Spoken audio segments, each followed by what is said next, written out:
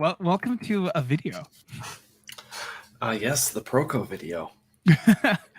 So we were just talking about Daniel's fantastically cool shirt right when we got cut off. He wants to make sure everyone gets to see this Yeah, fantastic this is shirt of his. really important, and it's the same on both sides. So it's the back. When I walk away from you, you're gonna get just as much intensity as you do when you see me from the front. This is the important stuff. Mm-hmm. So besides your awesome shirt, what should people know about you, Daniel Warren Johnson? I've always wanted a red studio ever since I saw Del Toro's Bleak House, and I now have a red studio. Sorry, I'm bad at figuring out how to show people things on my iPad. Oh, this was great. Is the first thing that I did when I moved into this house is I painted my studio red, and without any of the pictures, it looks very intense. So I went for it, and sure enough, it looked great, and I'm very happy. So there's one random fact about me. I'm also a huge Transformers fan. I don't know if that's important. I think this can be important. So you do convention drawings for people. If people can know they can get a good Transformers piece out of you, I think this is important information.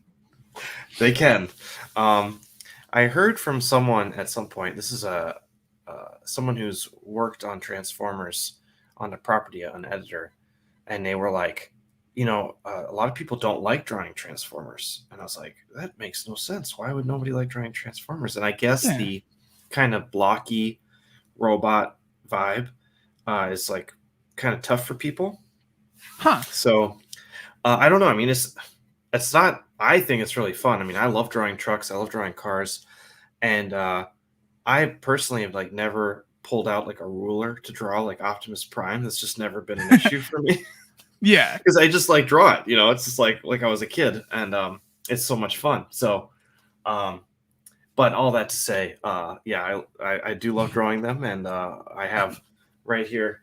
I've got 2 versions of Megatron right there.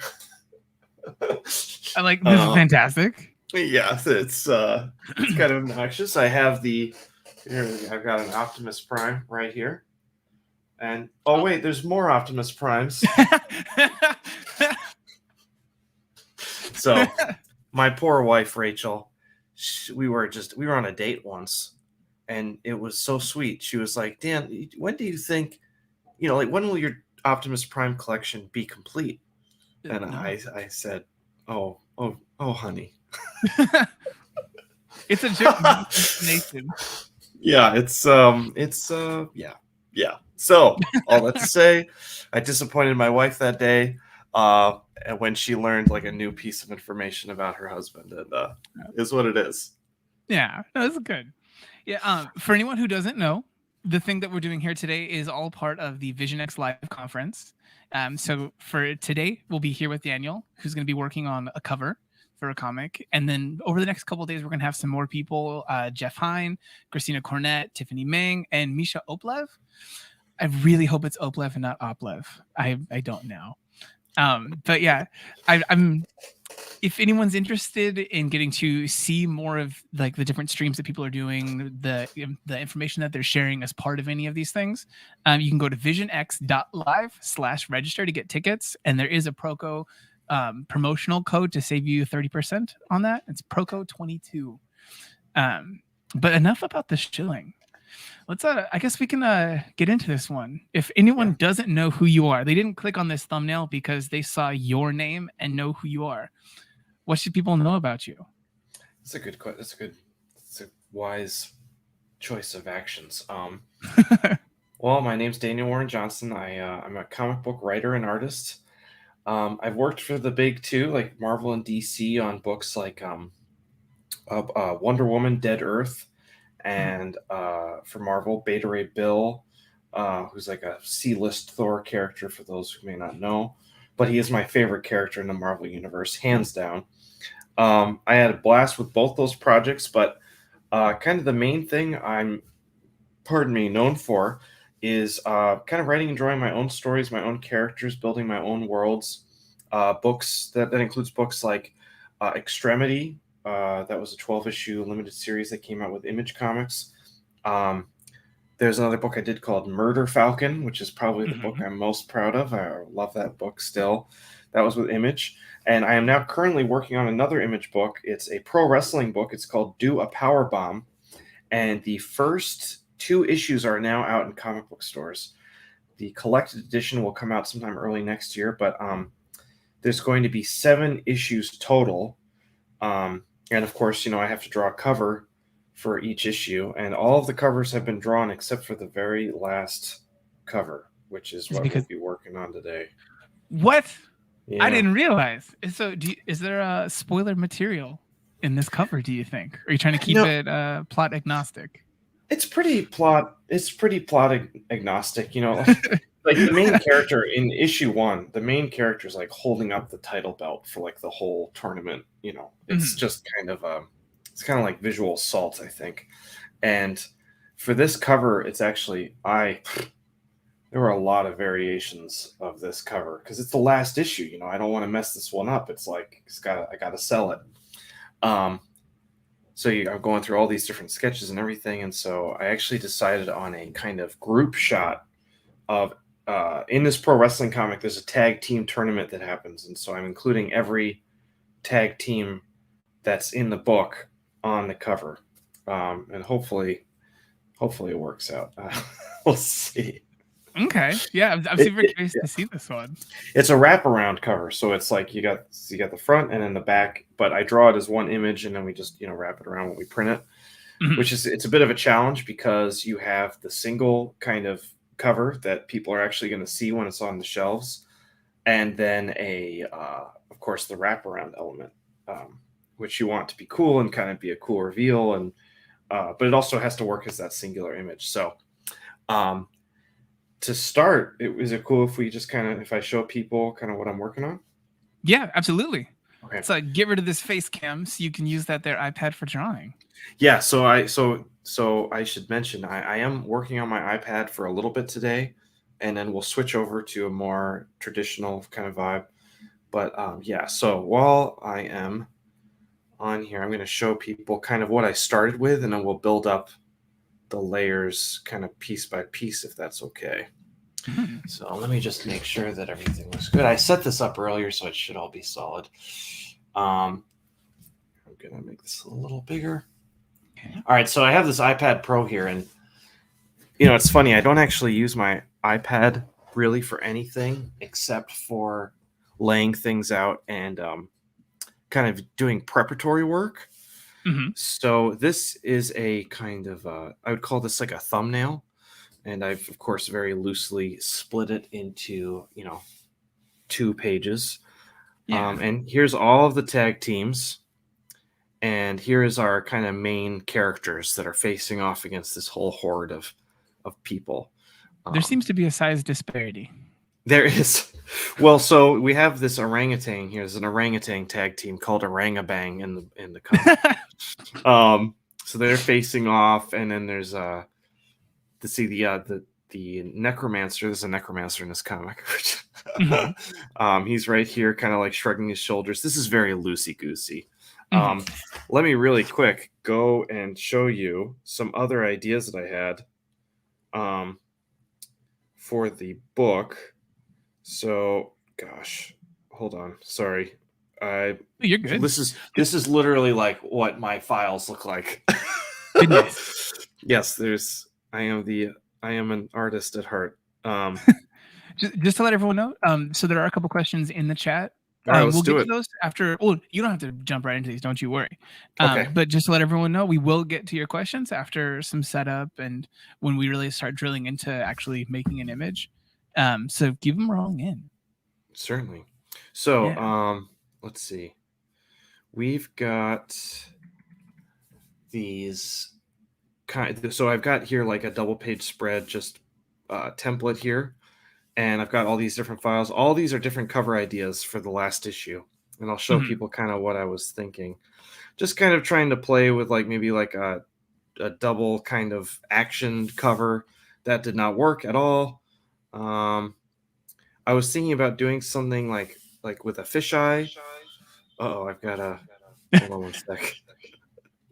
I've got a every once in a while my one sec here. You're good. I've got an echo bad with technical stuff. Okay, sorry about that. I've got like kind of a fisheye style here, which also did not work. I had another lineup idea, which is right. Let's see, here it is. Of kind of all the tag teams with the title over here. But you know what? This was just felt a little too static. Yeah. In my opinion. I mean, like, also, There's like, a lot I of have to actually, horizontal. I have to draw these, you know, and this is like super intense. So I will show you kind of what I have been doing. So then I switched over to this one, where this just felt like it's just a little more dynamic. It reads kind of left to right in a nice way, I think. And yeah, I think it looks really good. And I'll show you, let's see the layers here. So I first I gave myself this like kind of ground plane to work on, like right here. And this just kind of helps get everything set because I'm not actually going to draw the ground. They're all just going to be on a white background. But then I was playing with some different ideas here of like different poses. And I will kind of build up that way. So I didn't like that one. There we go. That's what I liked. Let's bring up the opacity here a little bit. So this is me starting to like build out the characters and let's see. Oh, here's like a darker version of the sketch that I did. Let's bring up that opacity too. Yeah, so we have the two main. Go ahead. I was gonna say, so when you first start actually composing the thing, do you thumbnail it first and then take it to refine it, or do you kind of just jump right in? So I'll show you what I started with.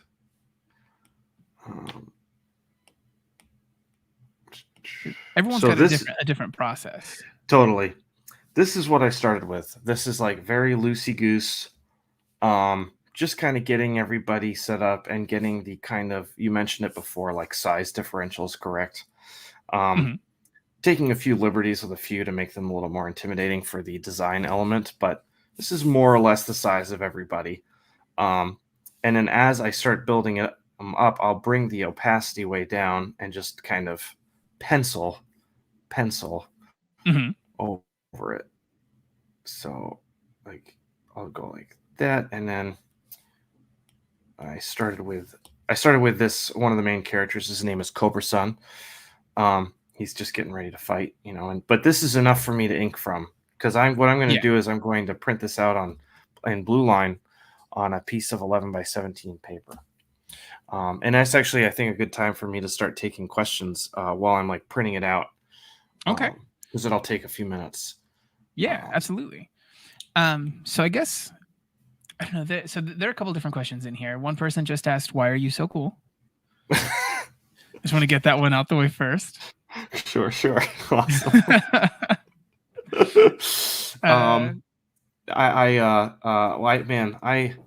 am wearing a Jurassic Park T-shirt, so that's pretty cool. But everything else, I don't know. I do my best, but yeah, thank you to the commenter for helping me with my ego.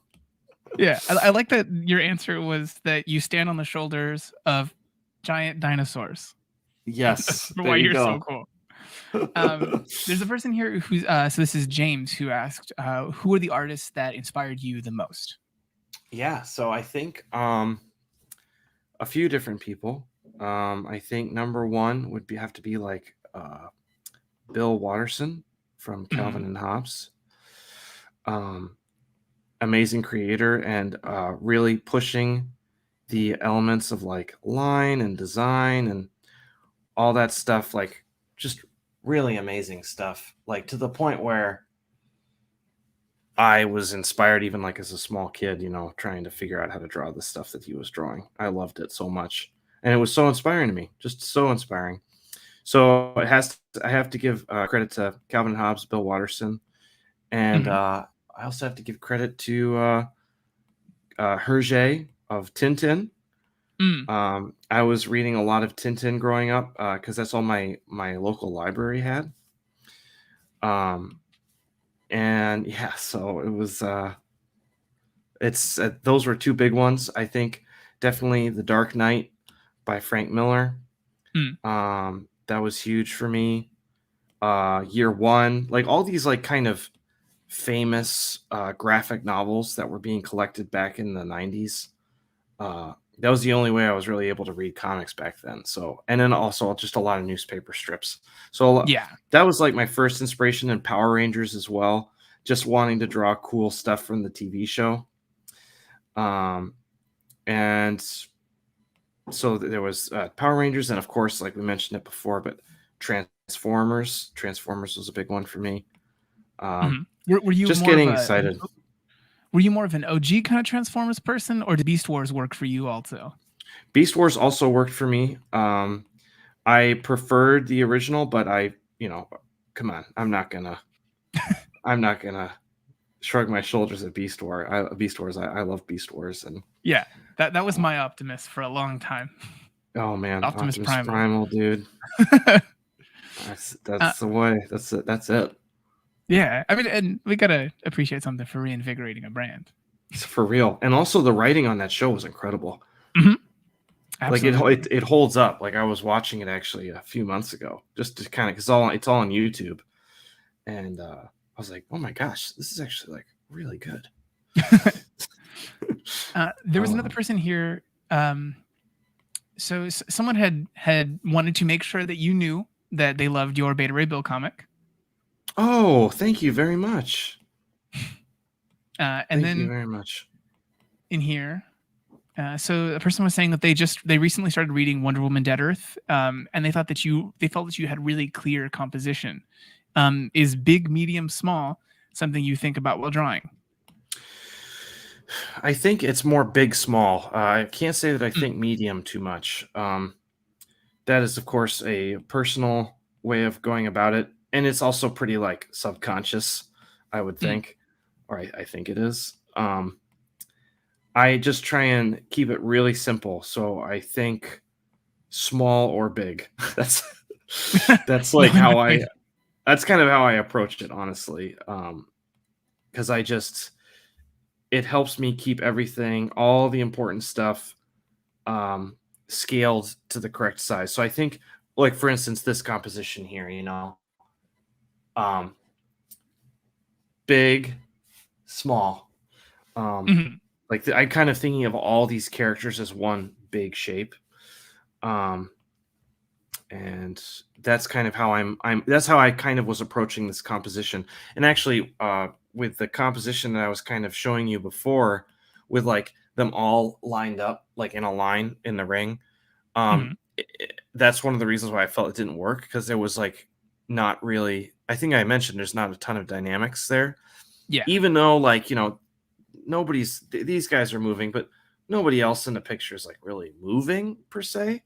um it's just like it just feels a little bit more lively, and Yeah. so I think you've got a tall vertical on the left side that's a rigid vertical, and then at least one of those a ring-a-bang a ring a characters. bang, yeah. Yeah, he's leaning over, kind of leading the eye into the Yep, smaller characters on the right. totally. um So, so, and I can't honestly say, dude, that I can't honestly say that I did that even that on purpose. I'm just drawing it and trying to make it look good. But you know there are times when I'm like, that works, that doesn't work. And oftentimes when I look back on it, it's like there's a very specific reason why. mm. So, There's another question here that I think you're particularly the right person to ask about this. sure. They said any tips and tricks on how to apply texture to a page so the eye is guided to the right spots. And I think that you choose different times to have more detailed things. with you using a brush pen versus larger flowy areas for hair and things, Mm, and also use screen tones, I think, really interestingly. thank you. Yeah, I mostly only use screen tones during my when I do work on my commission when I work on my commissions because they're so Mm. kind of futzy. Um, it's like arts and crafts, you know. um, and I mean, I don't mind arts and crafts, but they just take a long time, and I don't like taking a long time. As you can tell, I'm like moving pretty fast here. Um, and all that to say that I think you're right. I think kind of varying things up with a brush pen and then mixing it with a micron um, is definitely something that I think is a contributing factor to that. I Mhm. also think that it's just because you know I'm trying to like put and covers are a little different, of course. I know we're working on a cover here, but when I'm working on a comic book page, it's like I don't have the time to devote to a huge amount of detail everywhere. Like Mhm. I'm really having to be strategic with how I kind of approach my line making because I just I have to take care of my kids in like 4 hours or whatever it is, and so I try and keep everything. I try and do time is money, so I do try and keep that in mind. So that means that the detail or the amount of time spent on a panel is going to be kind of in the center or somewhere where the story is taking place. And as we kind of move farther and farther away from it, we're going to be kind of like chilling or like, I'm like, not as much detail. Mhm. This doesn't really apply to a cover because everything on a cover kind of has to be good. Um, but I mean, and I will say, like, I'm going to be spending the most amount of time on these characters right here, Yeah. Do not not anywhere else. when you're doing interiors for a book versus a cover, despite the topic that has us here today, um, do you end up reaching for a different kind of pen? Like, do you go for a micron or something when doing the background details to make sure there's a different kind of pop? No, I don't really vary up the tools in that way. It's just literally what's closest to me and what I feel like I need in the moment. Mhm. Um, it'd probably be wise to do that, but I'm like, I mean, you've seen me draw. It's like I'm a crazy person, so I don't break it down that much. Not in that way. Yeah. I just am kind of going for it. Um, and sorry, one sec. I'm just going to get rid of the. So, oh, I gotta figure out his. One sec here. Oh, you're good. This gives me time to look through questions. So I think what I'm gonna do actually, I think I'm just gonna print this. Okay. So what I'm gonna do is, so I have my big old pieces of paper right here. I'm gonna get a little quieter, but I'm gonna talk louder as I kind of go to Okay. my computer. Yeah. I'm also gonna rejoin here. Let's see if I can, so people can see my face. One sec. Mhm. Yeah. For this one, so you're going to be printing this out. I think you said it was on 11 by 17. 11 by 17, but it's 2 pages. Mhm. So it'll be 22 by 17. Goodness. For when you're doing something like this for a cover, do you think that there's a difference in how you have to approach it for something like From the Big Two or a creator-owned book? No, no difference. Just trying to make some cool stuff. And if it works, it works. And everything else is just kind of secondary. The only thing that's different is that I don't need to worry about. Oh, I think we lost your audio there. Oh, Sorry about that. Okay, I think you're back now. Go ahead. I'm back. Yeah, that was on Okay. our end. Sorry about that. Yeah, but no, you were saying the only thing that you have to worry about is. Yeah, the only thing I have to worry about is if it looks cool or not, and I don't need to get it approved by anybody except me. Whereas there's of course editorial and back and forth.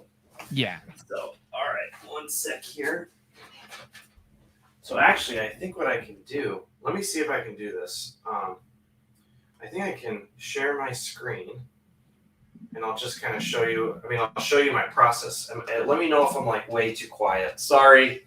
I think you're still okay at the moment. If anyone thinks he's real quiet, I think this is probably an okay volume level. Okay. So let me open Photoshop really fast here. Mm-hmm. Hopefully my computer doesn't crash. No, I'm sure it'll be fine. 1 sec. Sorry, I was thinking like maybe I should just have just the inks, or just the. Actually, I would already have everything printed out, and I wouldn't use the iPad at all. But then life happened. So, that's okay. Honestly, I think that there are a lot of different things that you'll see on YouTube or social media or different things like that for tutorials and bits like that you want to look for. It's not often that you get to see a person take the thing in those like small processes that some people take for granted. Totally. Let's see. So you'll work in something in Procreate. You'll sketch something like nice and loose in there, which I also agree. I think that's what Procreate's been the best for me. Mm-hmm. And then from there, you'll take this image, you'll print it out. And do you print it as non-photo blue so that this doesn't scan and your inks are the only thing that scan? Correct. Okay. Correct. Okay, so my Photoshop is refusing to load because I'm running a few programs. Yeah, I went. My scratch disks are full, and it's having a very hard time. So you heard it here, everyone. If you want Daniel to be able to open Photoshop cleanly, go buy Do a Power Bomb. Yeah, go buy Do a Power Bomb so I can buy a new computer. All right, just give me 1 sec, and I'm going to delete some files. I'm just going to go into my video files and like delete a ton of stuff. 1 sec. Yeah, you're good. I'll talk. I'll vamp for you over here. Thank you very much. Yeah. So for anyone who isn't really necessarily the most familiar with Daniel's work, I definitely recommend looking around. Just Google Daniel Warren Johnson like convention drawing. I think that there's a lot of line economy and then like this intense action and things. You put a lot of foreground elements when you do a convention drawing. There's dynamic energy. Like I would say you're a kinetic comic book artist. You're too kind, but thank you. But yeah, I definitely recommend looking at some of those books. So I have a few of them here. So there's that Beta Ray Bill book that he was talking about. Beta Ray Bill. And then Do a Power Bomb. Mm-hmm. That fantastic thing. Yeah, and then we've got Extremity, which I think was this was your first like I think like big published creator book. Do you think that's fair to say? Yeah, I think so. It was my first real big shot. It was like my first kind of jumping into the kind of like, okay, this is being published. It's issue 1. It's coming out. I'm writing and drawing it both. I'm doing all the covers. It was an intense experience, but I think you're right. That's a good way to describe it. Yeah. My first foray. Yes. Yeah, because so there were a couple other books that and different series that you had done before. Like we talked about your Stillfleet. That's an RPG system. I can't remember the name. Fleet. Ghost Fleet. Ghost Fleet. Thank you. Yep. Yeah, no Ghost worries. Fleet. That was like this. It was a really interesting one that I think people can still get from you at conventions. It's available to buy like on Amazon. It's an image book now. And I did that with Donnie Cates, the writer. That was one of our first books we ever did together. That was a good time. And I really didn't know what I was doing then. Woo! But yeah, there were a couple other things that I think were that you had done before that show a growth over time, like anyone has, you know. Mm-hmm. That's nice of you to say. Gosh, growth. I mean, like the Ghost Fleet is growth. I mean, that was a long time ago. Yeah. There is a person here who I think has a nice, easy to answer question. No in-depth things right now. They were asking if non-photo blue is a certain value or is it just pure cyan? Oh.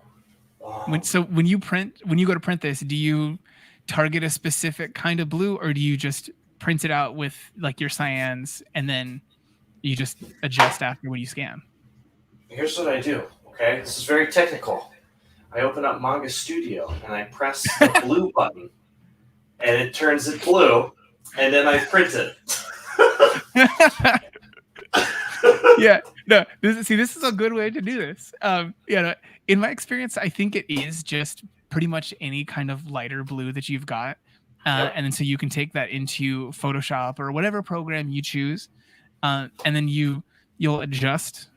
You'll actually adjust what's being shown through your method of choice, because there's like 50 different ones about how you can approach this, to the point where you're just leaving black behind.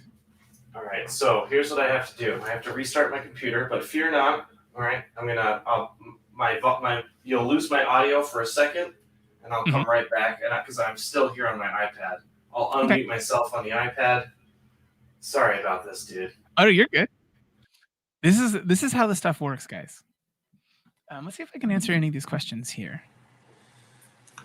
All right, so my audio is a little funny now, but I think you can hear me.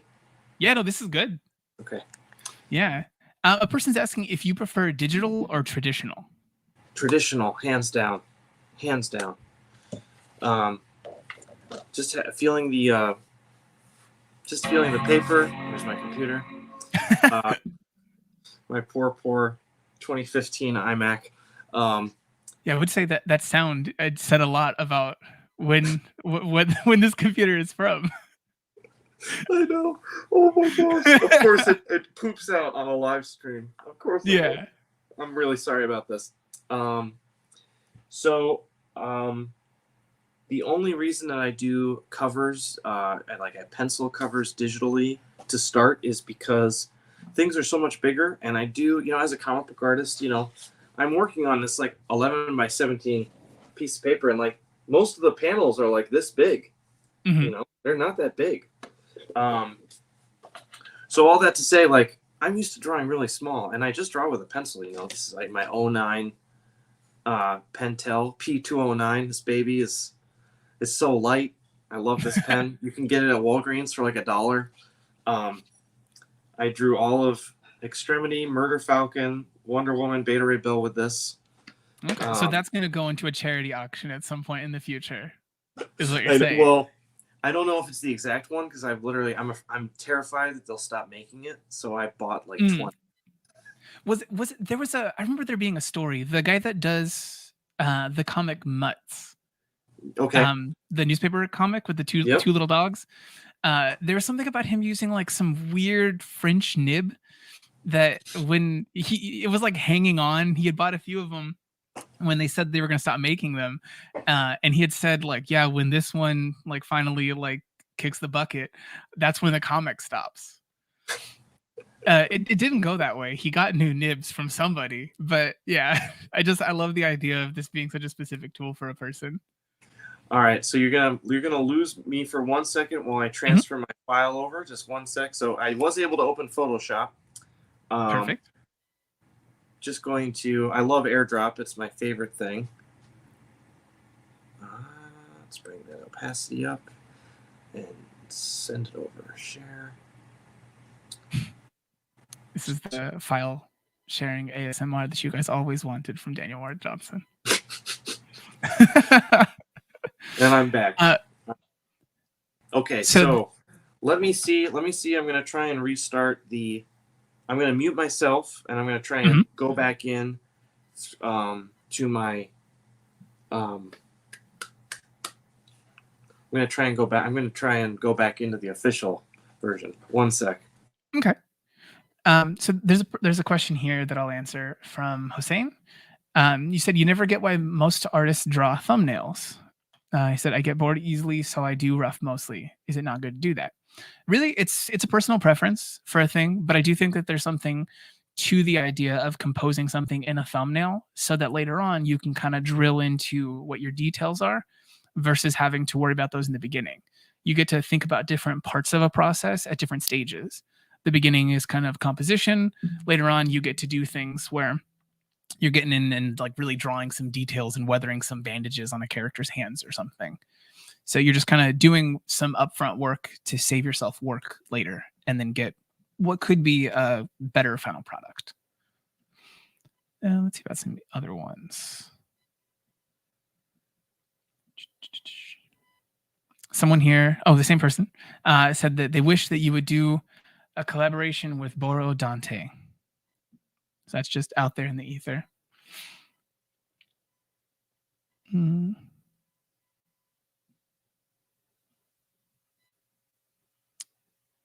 Someone says that they like the chaotic process. That's how they like it. And then thumbs up emoji. Me too. It's jazz. All right. So I think you can add me to the stream. I think you can see like my Photoshop share screen. Fantastic. There we go. So now we can see the screen of yours. Okay. Oh, no, you're good.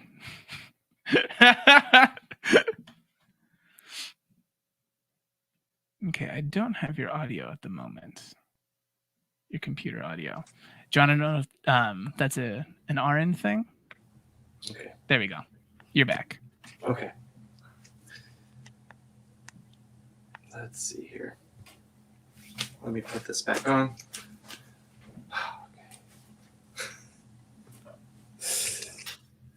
Can you hear me now? Yes. Okay. Sorry about that. All right, so here's what I'm going to do. Make a new 11 by 17 document, and then I very professionally paste it right on here. And then I save this as a file, as a regular JPEG.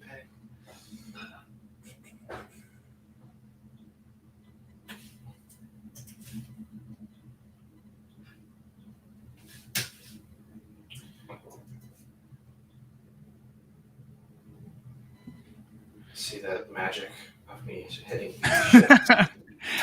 When Photoshop rolled out the update that gave you those little purple guides as you held shift and it kind of like locked into places, changed my whole life. It's incredible. Yeah. There's a person who's asking if you have any paper recommendations. Do you think this changes between when you're doing something that you're going to possibly sell versus drawing for yourself? Yeah, I think my number one paper recommendation, I'll show you in 1 second. Mm-hmm. And I should get paid for this because because they're, I talk about this all the time. Paper is so important. Absolutely. Sorry, I'm just opening my files to make them blue. This is Manga Studio. I just make them. I just press. So for the person who had the cyan question earlier, this is the process you wanted. Yes, there we go. See that? So they're kind of blue now. Mm-hmm. I'm going to just hit save. I'm sorry, this is so basic. So no, I like this. Can you do us a favor real fast? Can you open this in Photoshop real fast and color pick what this blue value is for them? We can give them a text. I totally can do that. Let me open the next one. Let me just show them the button in Manga Studio too. So I'll drag this over. Honestly, so here's the layer property thing, and here's a little blue button. Boop. And there you go. Save. All right. Digital tools. What a dream. I remember I was in art school, and to go through changing something to something that you could ink over cleanly, we were using a Xerox machine, increasing the size, printing it out again, and so many awful, awful things. I felt like a monster printing out stuff to just become trash. That's what I do with my thumbnails. So I print my thumbnails off. I don't work off my thumbnails. I print them on a separate piece of 11 by 7, 8.5 by 11, just a crappy little printout, because I need to have something physical that I'm like looking at. I don't want to be looking at something digital and then drawing traditional. It's a personal preference that makes me a little crazy. So, all right, so we're gonna select this. It is. Oh, can we see this? If you can say it, that would be great because it's pretty small on my end. Yeah. A1C7F6. Perfect. There you go, guys. It's in the chat. There's your hex code. That's non-photo blue, officially from Manga Studio.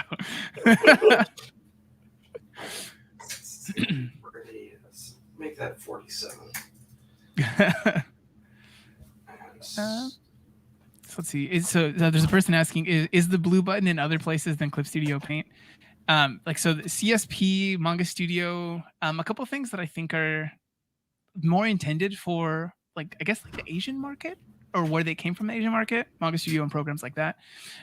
They're built with tools like you can convert photos into black and white backgrounds like you see in a lot of manga pretty cleanly, but I don't think it's something that's in Photoshop. You're going to take that hex code in there, drop that over your line art or whatever thing you got to fill it.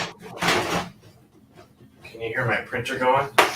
Yes. Well, actually, this is another pretty like inside baseball nitty gritty question, but is your printer also your scanner for large format paper?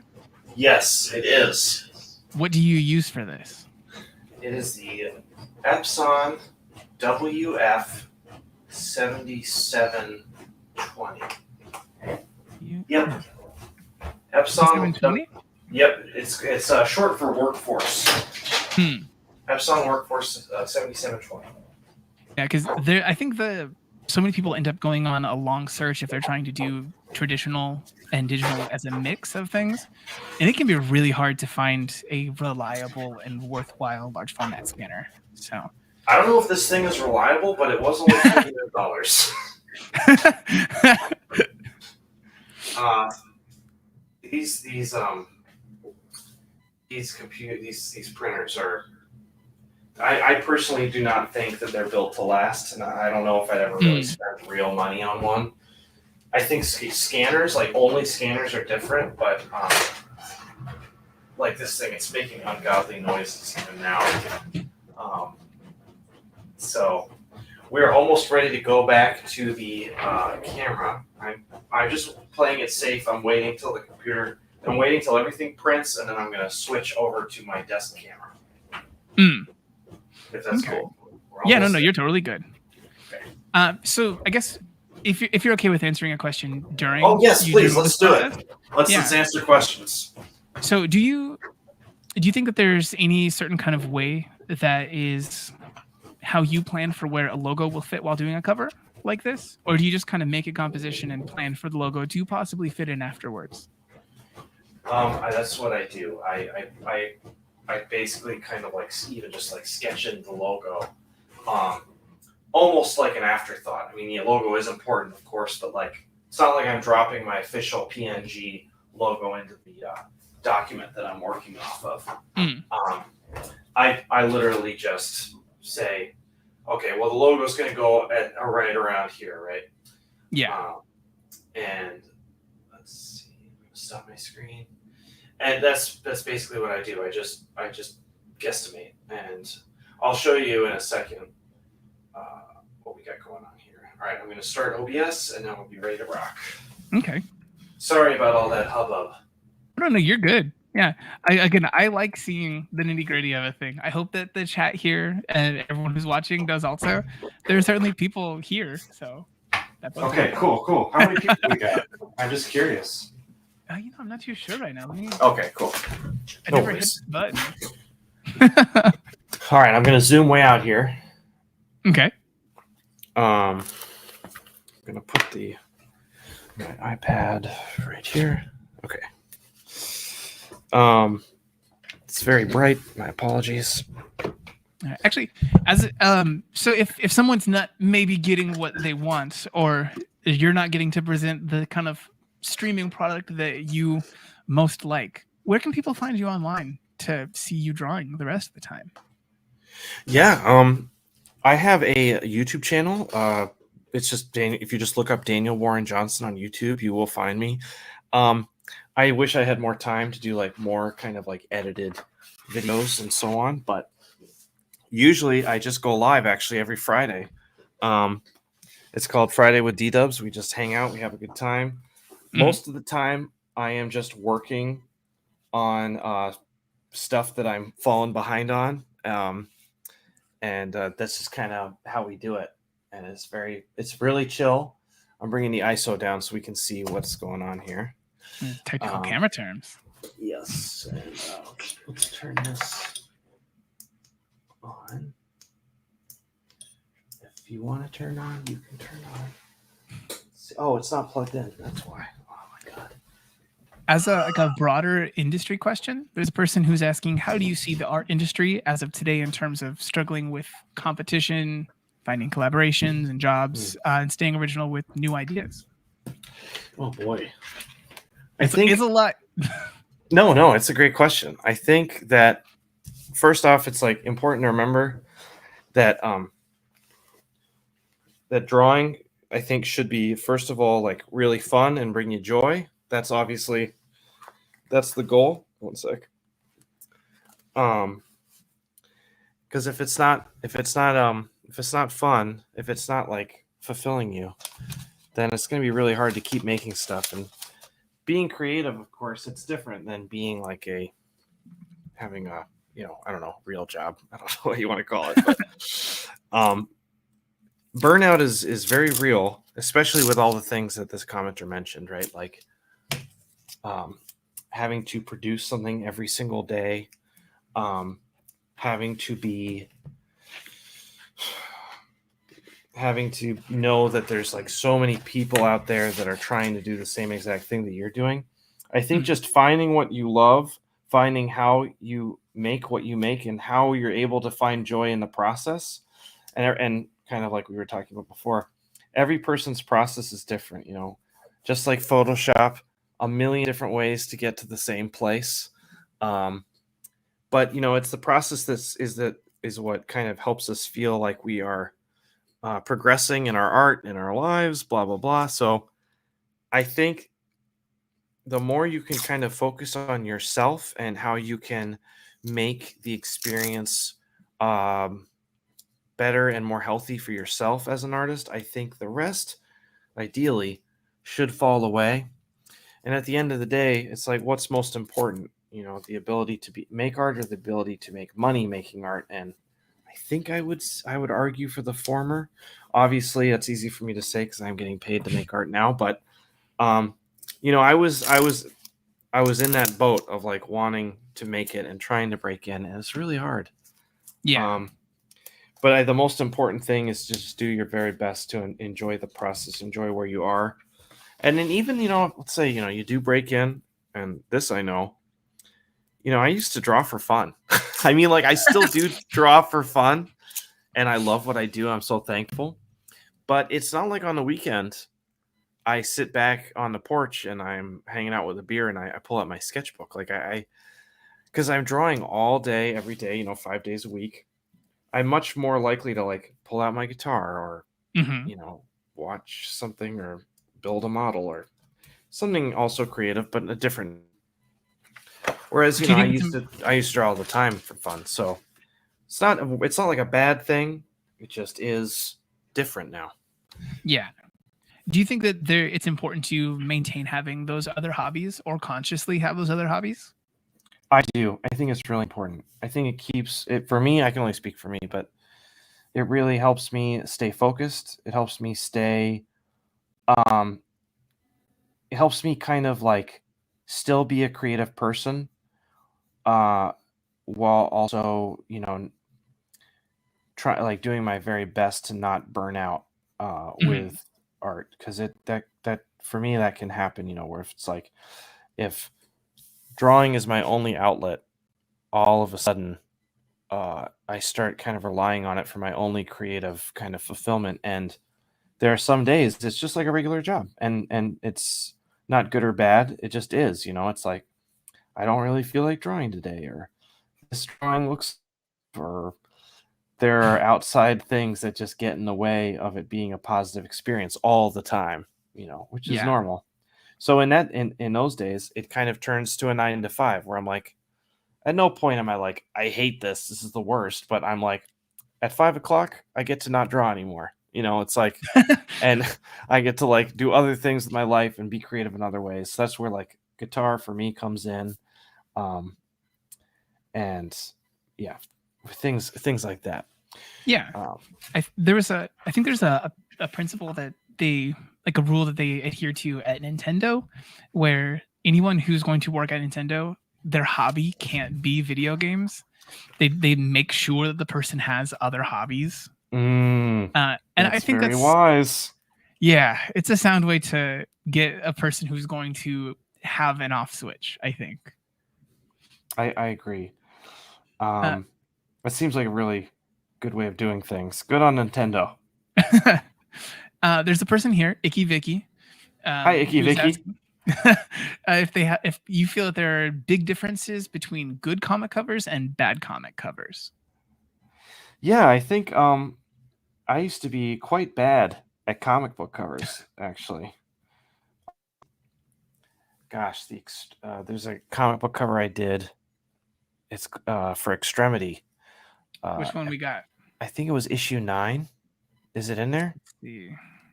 It would be in the second volume. I don't know if you have the single issues or the trade paperback. I don't. I only got I only have singles. Yeah, Okay. I don't have 9 here. Yeah. 9 is abysmal. That's a rough cover. Goodness. And you know what? It's not that I didn't work hard on it. The problem is that there was too much detail. There wasn't any focus. Your eye was not really drawn to any one place. That kind of goes back to that question we had earlier of, with the detail thing and the contrast and texture.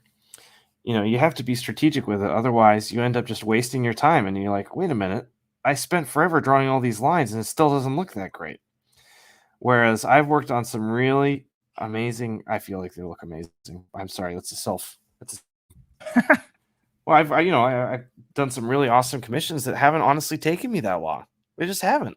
And it's because the composition is so solid. It's like drawing the eye right into the important parts, making everything work together. And that's what a good cover should do. Yeah. Also, if we're like thinking about it contextually, you like walk into a comic book store and all you see are racks and racks and racks of comics all over. And you got to be ready to you got to be ready to make a cover that's going to stand out from everything.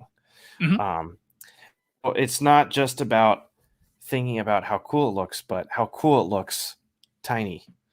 Does it work? Yeah. Does the composition, does the cover work as a tiny little square that you can barely see? I think Frank Miller said this. I don't know if he was quoting somebody else or if it was his idea. He said, you want it to be, you want to look good even if it was a postage stamp. Yeah. Do you think that's kind of like to that question earlier about the thumbnails? Do you think that's a little bit of where that kind of comes in? That's a huge part of it. I personally feel, yeah. Because without that, without doing that work of like making sure it works small, when it's time to go big, you all of a sudden can get lost in the details and does this actually work? You end up overworking for not any return. The thumbnail process is what makes everything.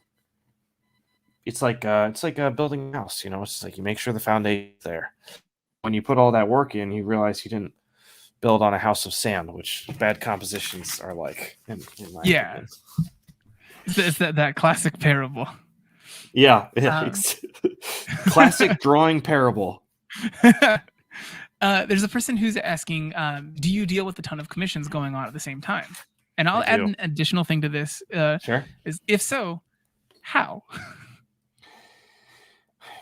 I try. I'm not very good at this, so I should probably just follow my own advice here. But I really try to. I try and just focus on what's in front of me at the present moment. I try not to think about anything else that's happening. I try and treat like drawing a page like taking a golf swing. Like you can't be thinking about anything else.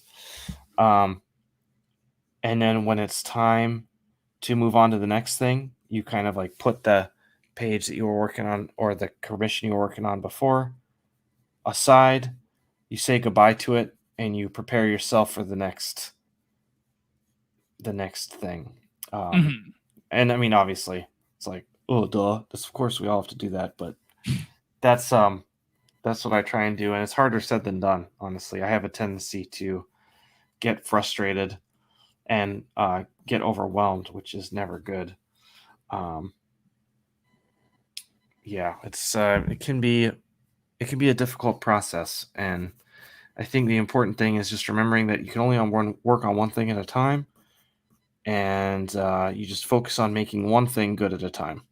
Mhm. But Yeah. that's like, of course. So good luck with that. It's the plight of the busy artist. So Yeah. yeah. No, I absolutely. I think it's hard to strike a balance on things in general. There are so many different concerns, and like you said, there you can prioritize each individual part of your life, but some of those things just have a shorter clock on when you have to turn them in. You know. Yes. And it's like, that's actually one thing that I like about being a commercial artist is like the deadline forces you to be done with something. You can't Mhm. just futz with it for weeks and weeks and weeks. It forces you to finish, and you learn new things about yourself as an artist when you have to finish things again and again and again, and you learn how to finish things and how to get to that point as a visual artist. It's not easy, but it's important to learn in order to be able to make the cheddar and get things Mhm. done and be known as a artist that can hit deadlines and can get things done. It's important. It's an important part of the working process. I'm going to zoom Yeah. out a little here. Okay.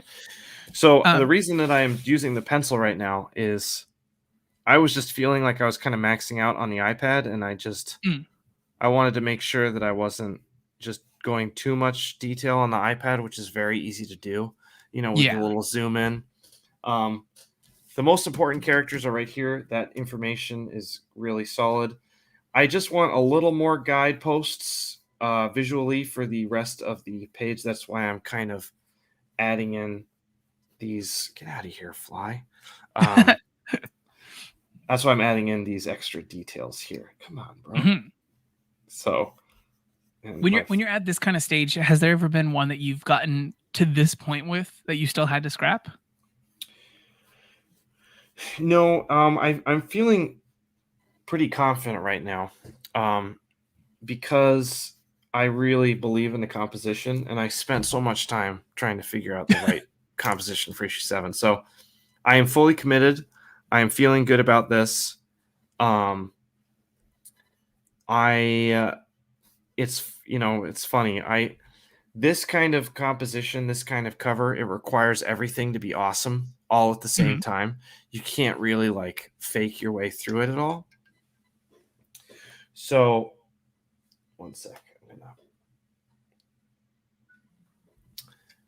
Because of that, I have to kind of like really make sure all my ducks are in a row. So normally, at this point, I'd probably just be going to inks, but because I really need to be. Also, I don't like this figure. This figure just looks terrible. What Hold is on it one that you think sec. is bothering you about it? It's really stiff. It's like if you pushed him with your finger, he'd knock over. He needs It more life. Yeah, like a bend in the knees, like a hunch in the shoulders. Well, the shoulders are gone. That's the top half of him is set because he Mm. fits perfectly. Now. Oh, okay. Here we go. Move his hand a little. Hold on. Sorry, Yeah. rescue As operation here.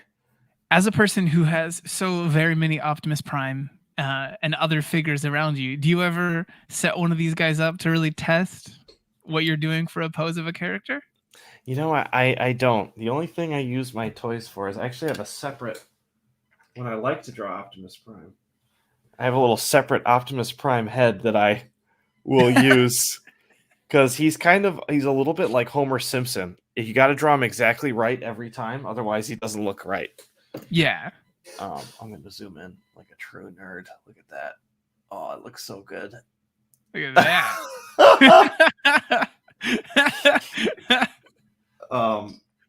Yeah. So that's me being a nerd. I think this is fair. Do you treat a form when you're drawing any sort of transformer or more like a like a beefier character in armor? Do you treat these still as organic shapes, or do you ever like just block it out as boxes and then break down from there? I'll do a little example of how I would draw something like a big character right here. Goodness, on the thing. Look at this. I start with the head. So you can tell me what I'm doing here because I don't know the name for it. I mean, so far this is just breaking down shapes. Okay. It's good. It's structural. You got a little Loomis line in the head up there. Yeah, I do.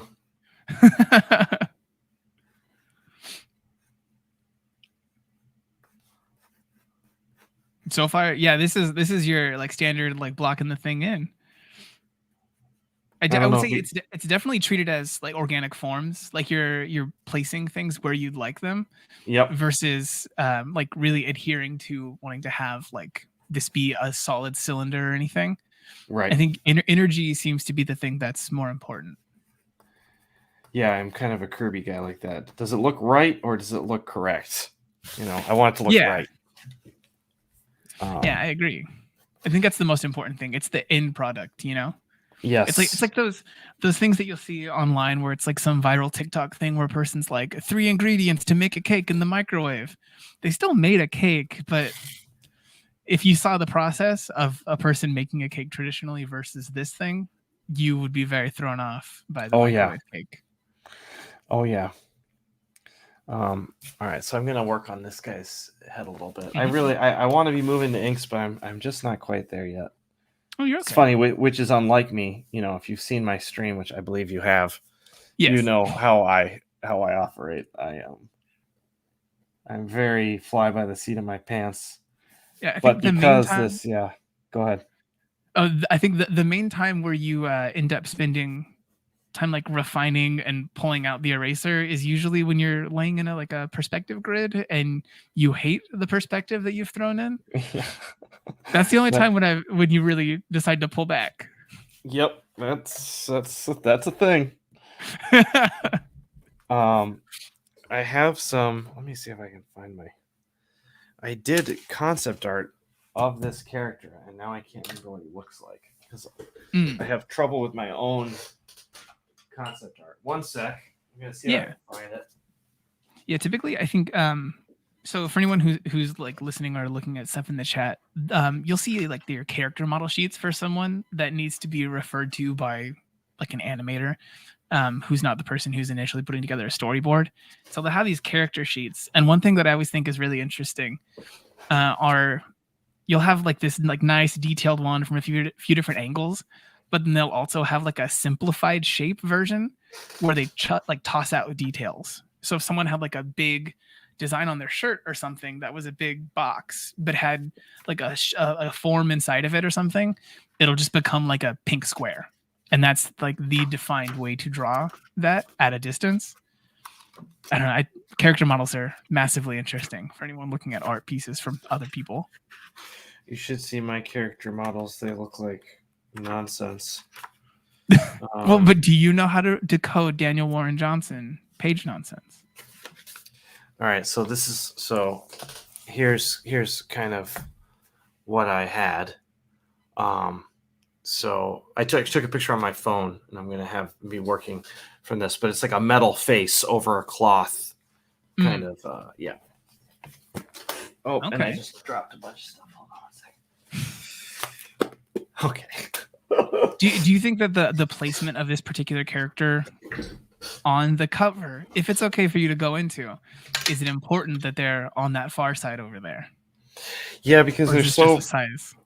Well, I should say like this: the character in the book is not actually this size. I just made him this big because I needed the composition to kind of arc up, and it would make like this kind of awkward mountain shape if he's not big.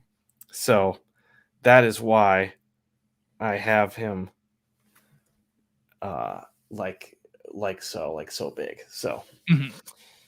all right, so There's a person who's asking. We went into this a little bit earlier about big versus small and how you have no medium. But the person's asking if you have any general theories when it comes to character design. Like, is there anything that you think is maybe most important to a character design? I feel like the character needs to be the character needs to be memorable. But of course that can mean different things. Um uh for me, I'm trying to come up with ways to make characters stick out and yeah, just be memorable. So like this character here, I'm trying, they're wearing a metal mask, so their face never moves, but then you're like, okay, so what can be a defining characteristic to make this not just look like Iron Man, right? Mm, Um, so I came up with this kind of um, nose shape right here, where it doesn't like go like this, it goes like this. I see. It gives it just like a little bit of an more alien vibe, and makes it just makes you look at the character a little differently. It's of course now it's incredibly difficult to draw, because I've never Well, like had to like draw this character before. But when everyone's looking, that's when things become complicated. yeah, yeah, yeah, you said it. Also, it's hard to get the right. Uh, let's see. There we go. Okay, so I'm just gonna be like, you guys are seeing me stumble in real time. So when you were putting together the story for Do a Power Bomb, were you? Well, I should say, I should ask this differently. Okay, Did the art come first and the idea of art, or did the story come first? this is a good question because usually it's the art. Usually I come up with a character design that I really like, Mhm. and I kind of work from there because I get excited about drawing that particular character like over and over and over again, which you have to be when you do a comic. Yeah. So for me to um let's see, for me to like not have the visuals in place when I'm working on a comic, it is intimidating and a little scary. But I knew that the idea for Do a Power Bomb was good enough that I was like, okay, I can just kind of exist on the fact that it's a good idea for right now, and then eventually I'll come up with some character designs. And man, I was drawing those character designs a lot. I drew a lot of versions, but every time I draw it, I'll be like, you know what, this isn't right. I draw another one, this isn't right either. And finally, I was like, I don't know if I'm going to be able to figure this out, because it was like a month before I was like supposed to draw it, and then I finally figured it out. It was like 3 weeks before I was supposed to like start drawing it. Now, did you put it together as something that already had, like, did you? I guess when you went to pitch the book, like for sale, you probably already have a few test pages put together. Is that the part where you were supposed to draw it, or is this like when you were supposed to start drawing pages for finished issues? This is when it was right before I was supposed to start drawing pages for finished issues. Oh goodness. Yeah, so I'm glad you I got was there. like, yeah, I was up on the line. I was right up against it. So yeah, but you know what? It's like, if it's meant to be, it's meant to be. Of course, I was sweating in the moment. Now I'm all chill about it. I'm like, oh, whatever. It was no big deal. But then I'm crying at night, and part of it is that I needed space to let my brain just wander and take other things in and not just be making things all the time. which I think is a big part of being an artist and making new stories and new ideas. You really need to give yourself space to let your brain not think about it. And that can be really tough because it's a little bit like, well, I should be making this. I should be making this. It should be easier. And it's like the fact is that we are making things that do not exist yet. And since whenever has birthing something new not been a painful process? I mean, like, Absolutely. it's just the way it is. It stinks, but if it was easy, it's not that it wouldn't be worth it. It's just like, it's just the way life is. It's just new stuff takes time. And having to be okay with that is tough. Like, I've been working on this like epic sci-fi fantasy book since before the pandemic. Maybe 6 months before the pandemic, I had the idea. And it's still not ready yet. It's like the story is still not there. And it's not one of those things like a math problem or something like that where you can just sit down and figure it out. You have to kind of let it come to you, because it's like, it's not like if I work harder on this idea or this concept, it's just going to get better. It just doesn't work that way, you know? Yeah. It just has to come when it's ready. And it's kind of the same way for my character designs, honestly, which is why I got scared. I'm like, oh man, I hope this works. I hope I can figure this out. And eventually I was able to, and I'm very happy with the designs of the book now.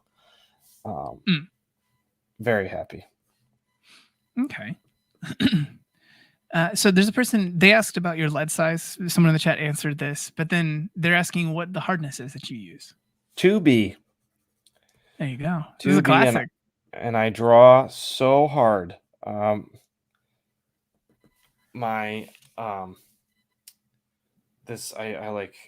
kill the paper. I kill it. I don't know why. It's not good. I shouldn't do it, and I still do because I have no self-control. It's just the only way that I know how to draw, how to make lines. An interesting decision for you to have then been a person who uses the brush pen. Yeah, how so? I keep going. With the brush pen, if you really crank that bad boy, you're going to end up with a larger line. It's true, and it'll be all over the place. I think that's maybe one of the reasons why I go so hard with the pencil, is because like I really have to give in to the process when it comes to the brush. So maybe it's just my anger that I have to do that. I'm just like, you know, this art is I can make it play ball for a while, for however long. It's like an illusion of control. Yeah. I think it's important to have an illusion of control every once in a while. All right, so I'm going to go down here. I'm going to do this is one of the bad guys. I'm actually going to help me get things better. I'm going to just turn it around for a little bit so I can just navigate a little easier, if that's okay. So just real quick for the chat, everyone who's out there, Daniel, I think we were kind of like on the schedule to finish up here in about what would be like 13 minutes or so. It's up to you if you decide to go a little bit longer than that, but just in case, I want to ask people to kind of like get some more questions in real quick. Some things we've gone over: character design, we've gone over thumbnailing, some materials, Photoshop scratch discs, and not having enough room on my computer. Yeah, the classics. Sorry about that. Oh no, you're fine. Yeah, it's good to see a person who is out there putting out books for Marvel, Image, and everyone else like DC still have these woes. Oh yeah. Oh yeah. You know what it is? It's like, honestly, like the kind of the financial intensity of having to buy a new computer is not that big of a deal, honestly, like, because it's like a work expense, and it's just, you pay for it, and it's part of that life and everything. But the setup and the transfer is insane. Anytime you invest in a new computer, any sort of new digital device, so if we only have a little bit of time left, I'm actually going to pull out the brush pen. Okay. This is a Pentel pocket brush pen. I use this guy all the time, every day. Now, the only thing about brush pens, because I used to use more traditional brushes, but I hate washing them. I hate Mm, having to take care of them. I work very fast, and this is a fast tool, so it kind of meets me where I'm at. It does get a little sloppy because the ink comes out really fast, and every day is different. So we're just gonna see how it goes, and it's behaving right now, but let's see if it stays. okay. Yeah, I think so I had a similar arc in this one with the traditional tools where like a watercolor fine liner was the only thing that I could find was the kind of mix of strength and size that I could use for Yep, inking. But it fills up so fast and you go through them so quick. totally. Yeah. Um, A, a oh, person go was ahead. asking they're asking what got you hired at those major companies? Yeah, there's this weird thing where nobody wants to hire you until you get paid to do it. But then you're like, wait a minute. Because everybody who wants to hire you is like, well, where'd you get paid to do this? And you're like, nowhere. And you're back to square one. Yeah. So, what you have to do is prove that you can do it before you get paid to do it. But you have to approach the work like you're getting paid to do it. So you have to put out the kind of work that looks like somebody paid you to do the work that you're making, if that makes sense. Mm, Um, yeah. so and of Think course they'll go. I'm sorry. Go ahead. Oh no. I was gonna say I think it's a lot like getting a job in other fields. The hardest thing is for you to have experience in the thing that you want to do. I won't have the experience until you hire me to do it. So, and that's exactly right. That is kind of how it works. Um, and then of course the next question is, well, like, well, how the heck do I do that? How the heck do I get that experience? Hmm. And the answer to that question is you have to start making you just start have you have to pretend like you have a job in the industry that you want. And the fact of the matter is that when working in these kinds of fields, comics, illustration, what have you, you're working for yourself anyway. Like, you are always going to be a freelancer. I mean, there might be a studio that may hire you someday or what have you, but at least in my situation, you know Marvel's never going to hire me as a Marvel employee. I'm always working for Mm, myself that happens to work for Marvel. So it's about building who you are as an artist, building your own brand, and kind of what you bring to the table. And you know what you like to draw, you know what you like to do, so just do it. Make the kind of stuff you want to see, put it out there, make sure it's visible, and then when people ask you what you do, you don't say that I work at you know a law firm or whatever you do for actual money. You start with the thing you want to be doing, and then you say, and then to make everything work, I also work at a firm filing papers or whatever it is, right? yeah. You said I'm a comic book artist by night, but Hmm. a data sciences engineer by day. Exactly. I'm going to zoom out a little here so you There's can one. kind of see. Go ahead. I'm sorry. No. I think you might answer a little bit of their question. Um, I think that everything is everybody's different. Every kind of journey to getting to a place of getting paid to do this kind of work is different. There is, again, no right way to get there. Um, for my own kind of story, like, and how I got started getting paid, I made a web comic, and I said, I'm going to update this twice a week. Nobody's paying me to do this. I'm just going to do it. And it's going to be a canvas for me to learn how to do this. Um, and there were days, man, where there was some like bad pages that came out, but um, I treated it like a job. And eventually people started taking it seriously enough that Dark Horse gave me a gig doing an EVE Online comic. And but it's because there was something out there in the ether that was me kind of like putting my best foot forward. And it wasn't everything, right? I only did twice a week, so I would do a minimum of 2 pages a week, not the whole week, right? And I would find other ways to make money visually or not visually um, for the rest of the week. But it was a priority. It's like, this, I need to have 2 pages a week go up, every week and not miss it. And I don't really know the landscape of webcomics now, you know, Hmm.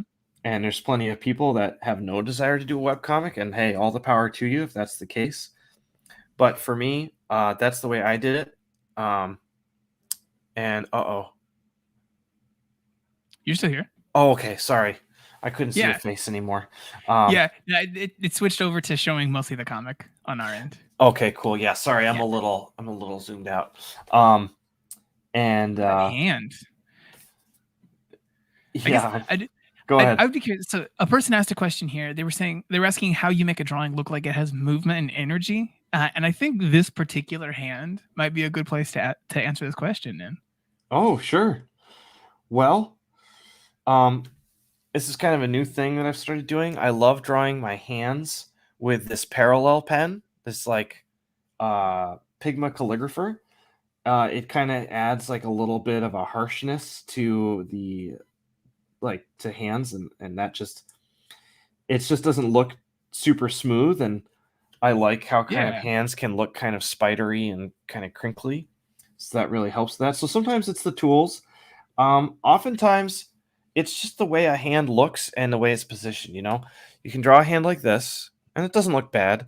But if you draw a hand like this, it's like Hmm. way more intense, and there's just a lot more going on. There's more intensity and emotion happening just even with the context of a hand. So it's subtle things that help sell the dynamics and movement as a whole, if that Hmm. is kind of makes sense. Yeah. No, I agree. Absolutely. Then the tools will do a lot. I think this kind of pen was what was it Cliff Chang used for Paper Girls and a lot of his other work.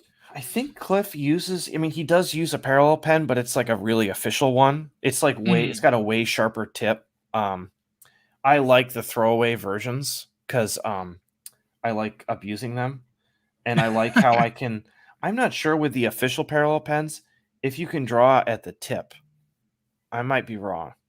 Um, Oh, like you think it comes to a different kind of like the corners of it yeah, like because kind of limit it. I don't use it like well, gosh, like I'll go up here where like I never use it like this. I just Yeah. don't. I just don't. I only use the tip because I just like the way it looks. Hmm. So and you can see, sorry, wrong thing. I shouldn't be doing this right now. This is too much time. Hold on. Where's my All right. brush? This is my Let's. favorite part of the stream visually. Like this Oh has been yes, fantastic. yeah. Now that we're at the fun part here. So get a little more gestural with it. Also, yeah, it's important. Like so, I've got those details of the hands down really well, and it looks good. Hmm. But I don't want to be doing that with a little pen the whole time. Like we got to introduce some crazy. We got to get a little loosey goosey here, because there's room here for interpretation and just to have a little bit of fun. So we don't need to be so stiff all the time. Yeah. And I'm gonna just ink this part of chest here. We got a big shape that's great for brushes. Hmm. And I'm just gonna kind of doing this knee here. Oh, sorry, doing Oh, this you're knee good. down Yeah, I here. think a brush works really well, especially if you've got like curved edges like that. If you have to take it in to do a longer line that has like a hard 90-degree turn in it, you can end up accidentally rounding out your edges if you're just starting to use a brush pen. Yeah, I mean, well, I'm a crazy person when it comes to. I don't. I have 5 bottles of whiteout on standby for a reason. It's always 5. If you get to 4, I your order more. Amazon Yeah, refills the order. I know, and also because sometimes they go out of stock, and I have like little mini panic attacks. Like, what is gonna happen? Let's ink this guy's face a little. Okay. Someone was asking, I think we can get kind of 2 questions at the same time. One person asked if you do live drawing anywhere or live sketching, and then another person asked if you think social media plays a big role in what you're doing with art now. And so you have a YouTube channel where you draw. Uh, do you think this plays into different opportunities you get, or is it a good idea for someone to try to do? Well, I will say that for when it comes to social, I'll do the social media one first. I think social media is really important, unfortunately, for like getting our work as artists out there. I am really not a social media fan, um, especially now. I remember how cool Instagram used to be. I sound like an old Yeah. cranky guy, but um, I just was so it's just not it's not about images anymore on Instagram, which is really it is what it is. But um, to have a presence on social media is, I believe, important, and you have to show people your art somewhere. I think getting people subscribed to a newsletter is really good. If you're able to do that, like through a website or through like a subscriber email service. Mhm. Um, and then as far as the as live drawing anywhere, yes, I go live every Friday on my YouTube channel. If you just look up Daniel Warren Johnson on YouTube, you will find me. It's very chill. I just draw like whatever I'm working on at the time, and sometimes I'm able to answer more questions than other times. But a lot of times, honestly, it's me hanging out, getting work done, and people just kind of come. I know that there are people that draw while I draw, um, and it's a good time. But it's very chill, and yeah. So come join. That'd be Yeah, awesome to have you. absolutely. Yeah, in case anyone doesn't want to do the legwork of searching something in YouTube, your social handles, I believe, are all Daniel Warren Art, Yep, that's and I'm sure correct. you link to things on there. Yep, and there should be a link in the description of this video to the YouTube channel. I know. So Absolutely. yeah, awesome. Just as a reminder for everyone, this cool, fantastic, fun time of making a cover with Daniel Warren Johnson has been brought to you as part of Vision X Live. Later today, I think about probably half an hour from now, there's going to be a live stream that's with Jeff Hine, who he was the judge of the Proko Art Challenge for this past month, and he'll be judging those things live, showing those a little bit, just doing the things that you really expect Jeff Hine to do best. And if you want to get in on that, that's going to be at visionx.live/register to buy tickets. And there's a promo code for that for anyone who's here in this chat. That's Proko22. You'll save 30% on the tickets for it. And it'll be like, it's 3 days. We're only the tiniest bit into it. For anyone else who wants to review this later, this particular stream will be cataloged on our YouTube channel and then also on the Proko website as well. So you will be able to go back to this and see all the things that Daniel talked about, the pencils, the LEDs, the character design, and see his Photoshop settings. Oh, I think, John, we lost the audio there. I think he took away the other feed that had your audio link to it. Okay, yeah. There we go. I'm so sorry about the computer mishap. My computer just like would not work. I'm so sorry about that. Yeah, I hope that it's come across that I enjoyed every single bit of this. Like, okay, cool. Yeah, seeing all the process of everything. Everyone else who is not having to go out and make something every single day thinks it's just them who's having a futz with Photoshop, but it's everybody, guys. So yeah, Daniel, thank you for doing this with us. Everyone who's out there, go do a power bomb, help Daniel buy a new computer, and just have a good time out there and be good to someone today.